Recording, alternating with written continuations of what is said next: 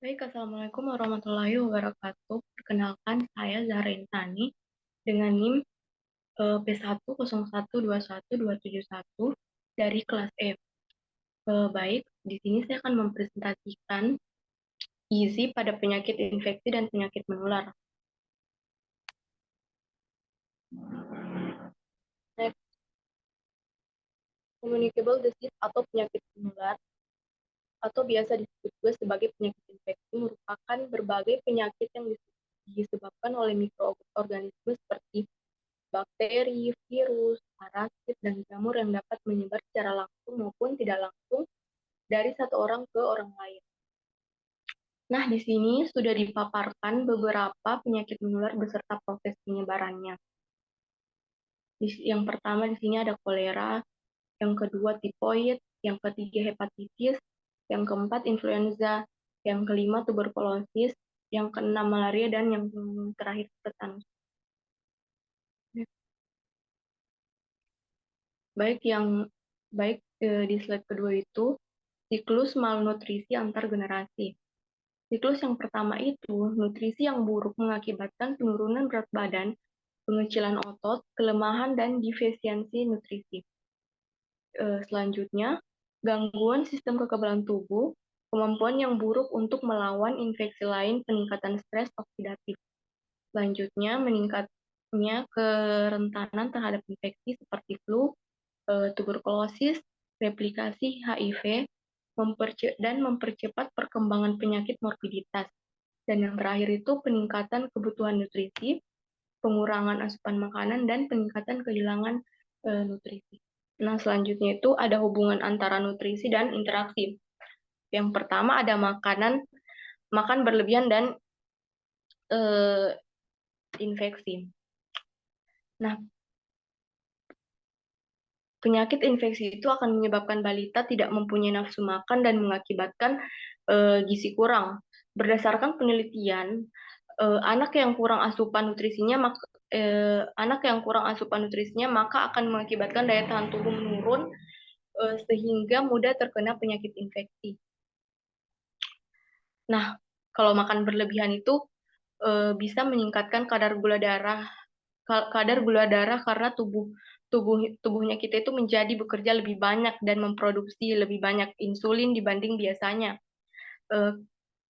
Kita bisa mengalami sakit kepala, selain itu mudah haus, kelelahan, dan menjadi lesu akibat makan berlebihan. Selain itu dapat membebani sistem pencernaan seperti memicu gas dan kembung. Gitu. Terus selanjutnya itu ada nutrisi pada pasien dengan defisiensi imun yang parah. Gangguan imun defisiensi akan membuat tubuh tidak dapat melawan infeksi dan penyakit yang datang sehingga tubuh akan lebih dapat terinfeksi virus atau bakteri. Apakah gangguan imun defisiensi itu dapat disebabkan oleh kekurangan nutrisi? Jadi kekurangan nutrisi disebabkan oleh gangguan imun defisiensi. Kekurangan nutrisi memang dapat menyebabkan gangguan imun defisiensi jenis sekunder. Kondisi ini bisa saja terjadi seiring dengan pertumbuhan pengidapnya. Yang selanjutnya ada interaksi nutrisi dan infeksi dalam tubuh kita itu kondisi di mana tubuh tidak memperoleh asupan nutrisi yang cukup seperti asupan protein, vitamin, kalori, hingga mineral. Nah, adapun efek dari kekurangan gizi tersebut akan menyebabkan tubuh kurus, seperti yang kurus kayak kekurangan gizi begitu, wasting, hingga stunting. Malnutrisi juga bisa menyerang siapapun itu. Jadi bukan cuma anak-anak, di orang dewasa pun bisa juga diserang dengan malnutrisi karena asupan gizinya kurang. Nah, yang selanjutnya ada malabsorpsi. Malabsorpsi itu malabsorpsi makanan adalah kondisi yang membuat tubuh kesulitan menyerap nutrisi dari makanan. Kondisi ini juga dapat menimbulkan beberapa gejala, salah satunya diare dan tinja yang berbau busuk. Nah, malabsorpsi makanan ini kondisi yang menyebabkan makanan yang dikonsumsi tidak mampu diserap oleh nutrisinya. Hal ini bisa disebabkan adanya kelainan pada pencernaan sehingga dapat berdampak buruk pada pengidapnya. Kondisi ini perlu mendapatkan penanganan segera ya sebab karena dapat menyebabkan berbagai macam komplikasi, salah satunya itu malnutrisi. Dan tadi kan malnutrisi saya jelaskan kalau malnutrisi itu sangat berbahaya dan harus segera ditangani.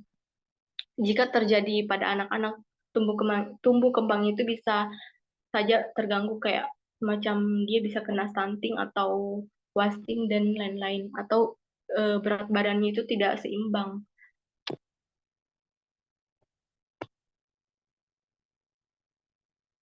Nah, katabolisme. Katabolisme adalah proses ketika tubuh mencerna makanan menjadi molekul yang sederhana untuk digunakan sebagai energi. Sesederhananya itu ketika Anda mengonsumsi makanan dan makanan dan tubuh itu mengubahnya menjadi energi utama. Saat itulah proses katabolisme terjadi. Jadi itu kayak prosesnya secara alami. Meskipun prosesnya secara alami dapat terjadi dalam proses katabolisme ini bisa saja berjalan lambat. Hal ini bisa dirasakan itu apabila memiliki beberapa faktor sebagai berikut, yaitu yang pertama itu kurang bergerak dan beraktivitas. Proses katabolisme ini tuh akan berjalan dengan lambat saat Anda kurang gerak. Energi dari makanan pada dasarnya akan digunakan oleh tubuh untuk beraktivitas. Namun tubuh kita itu akan lebih sedikit lambat dalam membakar karbohidrat saat kita tidak banyak bergerak begitu.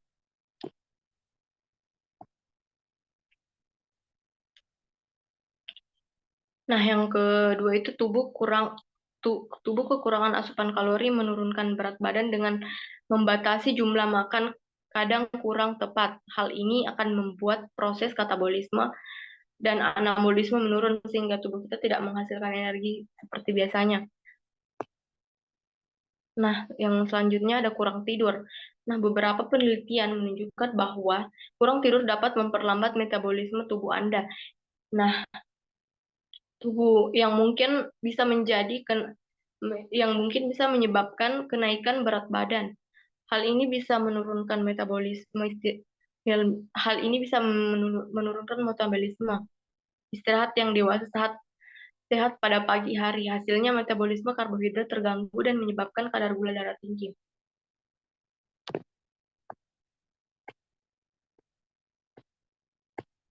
Nah, yang selanjutnya ada stres.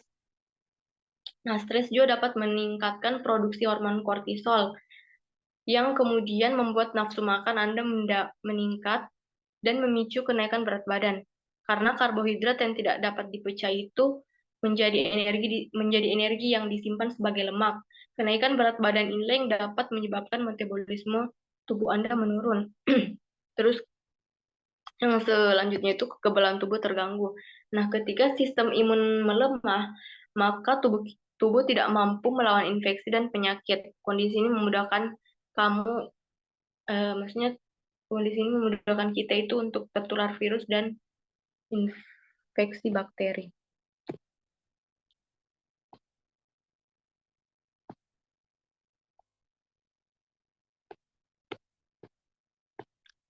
Nah, jadi nah, jadi bisa disimpulkan yaitu kekurangan gizi dan kelebihan kalori berinteraksi dengan infeksi, sementara infeksi memberikan efek negatif pada asupan makanan dan status gizi. Mekanisme spesifik termasuk efek hormonal serta stokin. Nah, selain defisiensi nutrisi tunggal, kekurangan gizi global merupakan faktor utama penyebab berbagai infeksi yang lebih parah. Interaksi antara infeksi dan malnutrisi bermacam-macam dan peningkatan status gizi memiliki potensi besar dalam mencegah dan mengelola infeksi. Next slide.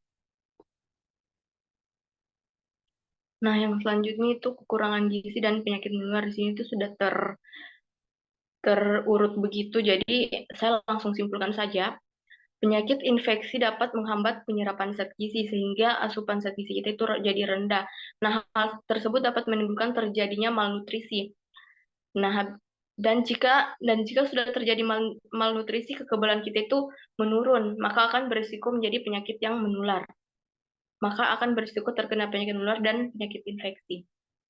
Itu sih kesimpulannya dari beberapa urutan tersebut. Jadi kesimpulannya begitu.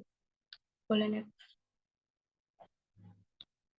Nah, yang selanjutnya ada pencegahan penyakit menular. Di sini yang pertama ada perencanaan lokasi yang baik, yang kedua ada penyediaan layanan klinis dasar, nah yang ketiga itu penyediaan tempat berlindung yang layak, eh, pasokan air bersih, sanitasi kebersihan, vaksinasi massal terhadap penyakit yang tertentu, persediaan makanan teratur dan cukup, dan yang terakhir itu ada kontrol vektor. Jadi di sini tuh sudah di pencegahan itu sudah jelas semua yang harus kita lakukan itu untuk mencegah penyakit menular dan penyakit infeksi. Mungkin hanya itu dari saya. Kurang lebihnya saya mohon maaf jika misal penjelasan saya ini kurang jelas. Sebelumnya saya mohon maaf. Wassalamualaikum warahmatullahi wabarakatuh.